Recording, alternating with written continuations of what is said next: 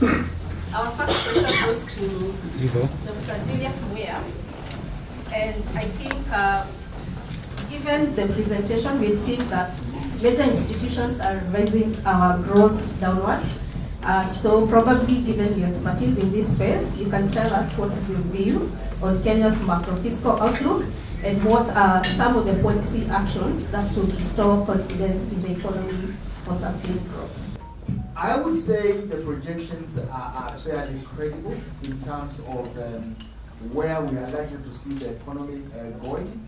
And if you look at the past, and those of us who are academicians, and I want to appreciate you here, you can even look back maybe 10, 15 years ago. Every year or every quarter of the year, we do these kind of like projections from various institutions. So how far do those projections go in terms of now being indicated by reality? And unless something happens which is very, very unexpected, usually the projections are not very far from the reality. So I see the economy growing more or less in the same region, 4.5, 4.8% has been projected.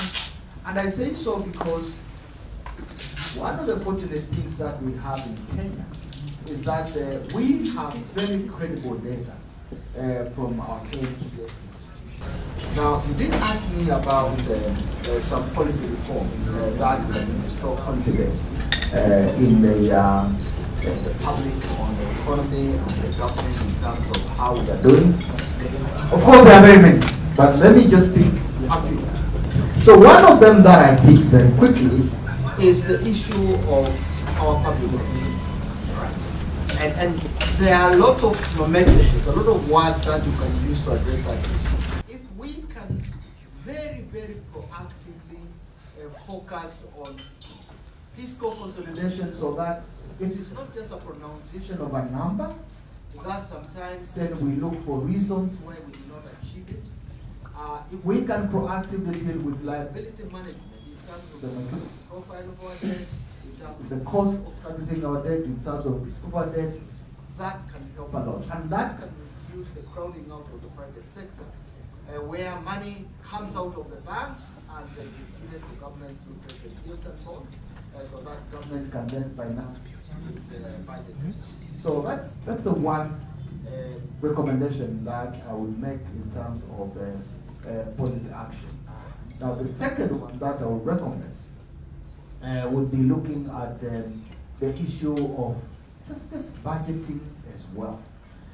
Because the way Daniel did present the numbers here, it was very clear that budgets of government and government expenditure has a sticky behavior.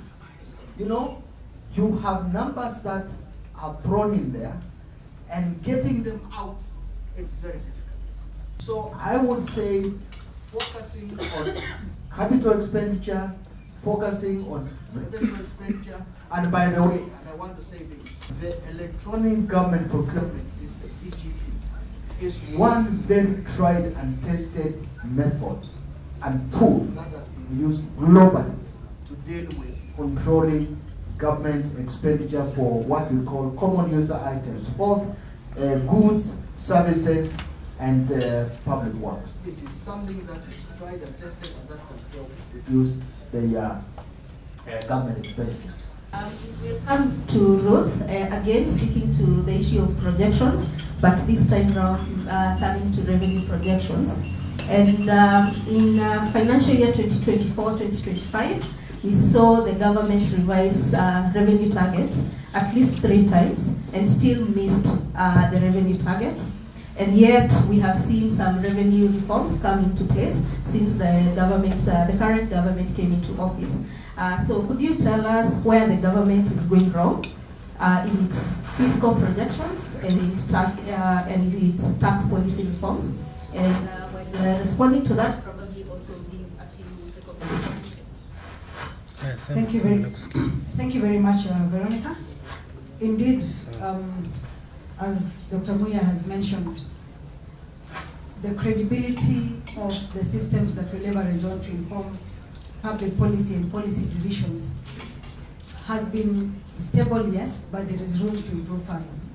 Now, specifically with regard to revenue projection, within the financial year 2024-2025, the year that ended in June 30th this year, we saw the revenue projections being revised up until the point of supplemental revenue 3 at the end of financial year, moving from a target of 2.9 to 2.4 trillion. But if you look back in the past, in the previous years, missing the revenue targets is not something new.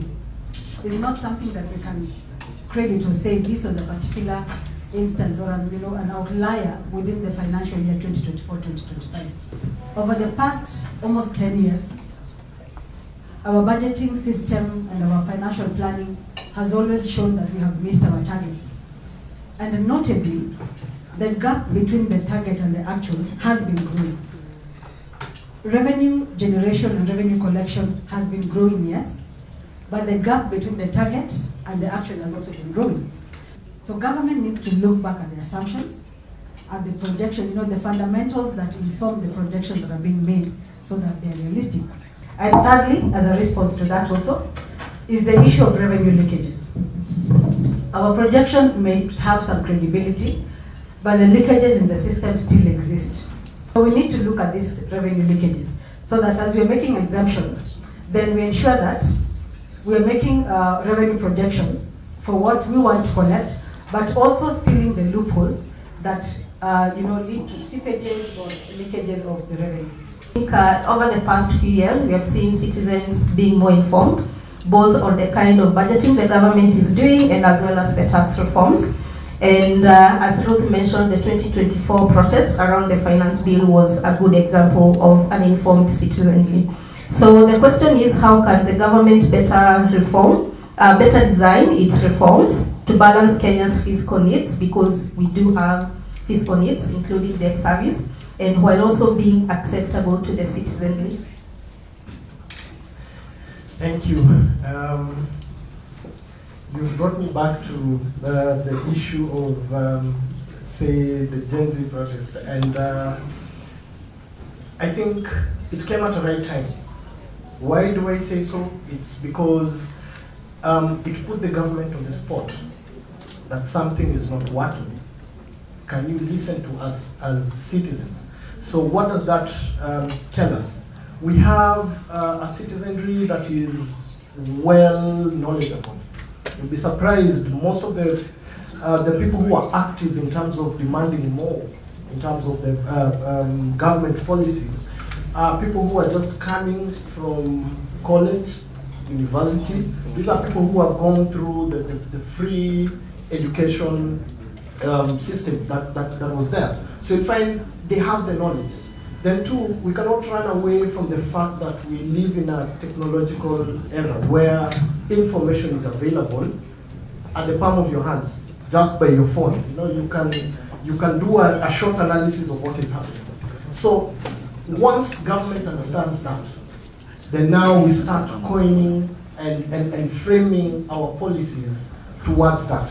Now, first and foremost, for me, I think having looked at it, I would suggest, or I would tell the government that it is now mandatory for us to embed public participation, or if we may put it that way, public participation in budget formulation and tax policies. That one needs to happen now. Then number two, even as we look at how we're going to engage the citizens, let's also talk about having progressive tax policies. Let's have a tax policy that is, predictable, something that, we can sit down and say, okay, why don't we monitor it for the next 2-3 years? What has been the shortfall? How do we now look at, say, the leakages? Something that we can comprehend, understand, and we can follow through. Okay, thank you. Effective public participation anchored on effective communication. So coming back to you, Dr. Muya, you spoke about liability management, and this is in the context of managing our public debt better. So my question is, should debt restructuring be part of the conversation around liability management? And secondly, we've seen the government shifting. I called it creative, quote unquote, borrowing approaches, such as securitization. In responding to that question, you can tell us what securitization is and the fiscal risks that it presents. And so I think the elephant in the room is restructuring. I think that's a question I've been asked. In terms of the implications, when you talk about restructuring, it is something that you only do when you are unable to service your debt. But there's a better way of dealing with public debt other than submitting yourself to restructuring. And it is the situation and the right nomenclature, and thank you, Veronica, for using that word, is liability management. And here, you are looking at an active and a proactive stance. Now, the question about securitization, this is a long debate. And looking at it just straight from the word securitization, it relates to either assets or revenues, where an institution has got a pool of assets, and that pool of assets, then you structure them in a way such that you can sell them to investors through what is called an SPV, a special purpose vehicle, which is created so that you transfer those assets to that special purpose vehicle, and it is that special purpose vehicle which manages the assets so that the returns from the assets can be used to pay the investors who have given you the money. So thank you for that response. Coming back to you, Ruth, given the situation we are facing today, is there still scope for fiscal consolidation, or should we forget about it? And can we still pursue fiscal consolidation and still safeguard our growth? I think one of the biggest ways and the biggest gaps we have with our fiscal consolidation is on expenditure management. And if we can find the grasp and the grip on controlling our expenditure without compromising development, without compromising social protection, then we will have some progress and we will have light at the end of the tunnel. The second issue, and I will not repeat in detail, is what former PS has mentioned, Dr. Muya, about liability management. If we are able to properly implement liability management, and we look forward to a detailed session where we speak about liability management, and I hope we will have Dr. Muya with us again to share insights. I think we will nail it, because we spend a significant part of our revenues paying off debt, on debt service. Revenue that would have then been spent on essential expenditure, so that we are able to then reduce the non-essentials. Right, thank you, Ruth. So coming back to you, Andrew, I think one of the questions, or one of the things that usually come up a lot is around governance. And my question is, to what extent are our fiscal challenges as a result of gaps in our governance? Right. Let's face it, before I get into it, let's be honest to ourselves as Kenyans. Politics and economics in this country go hand in hand. So let's agree, first of all, that is a problem in itself, because as long as we cannot separate the two, then we'll definitely have issues with how we handle governance. So for me, I think if we are to get out of this particular situation, let's strengthen some of these institutions. You know, when we did the Constitution 2010, it came with so many bodies that are here to help us govern this country. The Office of the Auditor General, very key. But when we look at those reports, who listens to them? Who really pays attention to what is being said? The Ethics and Anti-Corruption Commission, vital in trying to, you know, for lack of a better word, whip us to comply with the laws that we've done. But who's talking about that? It's very simple. We have everything, it's for us to comply. And once we start complying with some of the laws that we as a nation created and formulated and say this is how we want to govern our country, we want to govern our counties, then we have it. All right, thank you very much. And I think I do not have anything else to add. But as Daniel said, the intention is there.